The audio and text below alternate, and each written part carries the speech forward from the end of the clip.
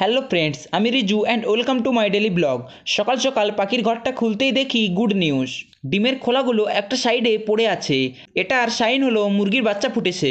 এগুলোকে সরিয়ে রেখে মুরগিটাকে তুলে দেখলাম বাচ্চা ফুটেছে, কিন্তু এখনও একটা ডিম বাকি রয়ে গেছে।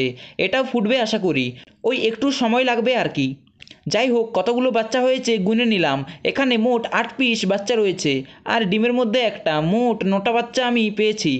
তারপর ডিমের খোলাগুলো ফেলে দিয়ে আর ছাদে চলে এসেছি কবুতরের আপডেট চেক করার জন্য। কবুতর হাঁড়িটাকে দখল করে নিয়েছে দেখে আমার তখনই মনে হয়েছিল ডিম পাড়বে, আর রীতিমতো আমি চেক করার জন্য হাঁড়ির ভিতর থেকে কবুতরটাকে সরিয়ে দেখলাম, যেটা আমি ভেবেছিলাম ঠিক সেটাই হয়েছে, ডিম পেড়ে দিয়েছে। তো হাঁড়িতে কবুতর পালন সার্থক।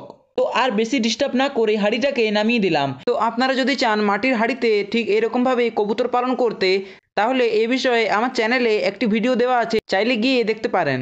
তো এরপর চলে গেলাম মাছগুলোকে খাবার দেওয়ার জন্য।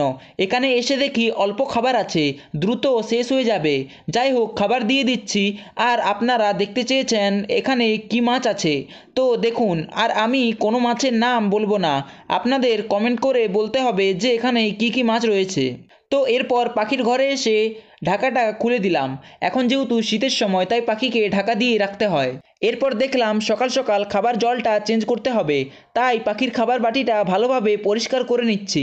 আপনাদের অনেকের মনে একটা প্রশ্ন থাকে, বিশেষ করে যারা বাজরিগার পাখি পালন করেন, যে জলের বাটিটা কিভাবে পরিষ্কার করবেন। তো পাখির খাবার জলের বাটিটা ঠিক এরকমভাবে মাটি দিয়ে পরিষ্কার করতে পারেন। এর থেকে ভালো আর কিছু নেই, কারণ সাবান দিয়ে কিংবা কোনো কেমিক্যাল দিয়ে পরিষ্কার করলে লাভের থেকে ক্ষতিই বেশি হয়।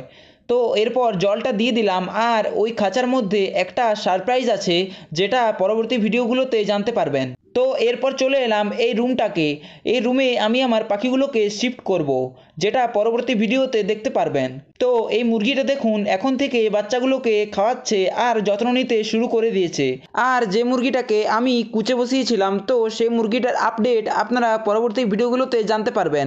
এছাড়াও যে কবুতরের বাচ্চাগুলোকে দেখিয়েছিলাম, সেগুলো কত বড় হয়েছে, উড়ে পালিয়েছে কিনা, এ সব কিছু জানতে পারবেন পরবর্তী ভিডিওগুলোতে। আপনাদেরকে একটা কথা জানিয়ে রাখি, আমার এই চ্যানেলে এখন থেকে এই রকম ভিডিও আপলোড হবে। আশা করব আপনারা আগের ভিডিওগুলোর মতো এগুলোকেও সাপোর্ট দেবেন। আপনাদের একটা ব্যাড নিউজ দেওয়ার আছে। আগের ভিডিওগুলোতে আপনারা দেখেছেন আমার একটা খাঁচায় 4টা পাখি ছিল, তো 4টার মধ্যে একটা পাখি উড়ে পালিয়ে গেছে, আর 3টা আছে, যেটা আপনারা এই মুহূর্তে ভিডিওতে দেখছেন। এরপর চলে গেলাম আমার ফুলগুলোর সাথে দেখা করতে।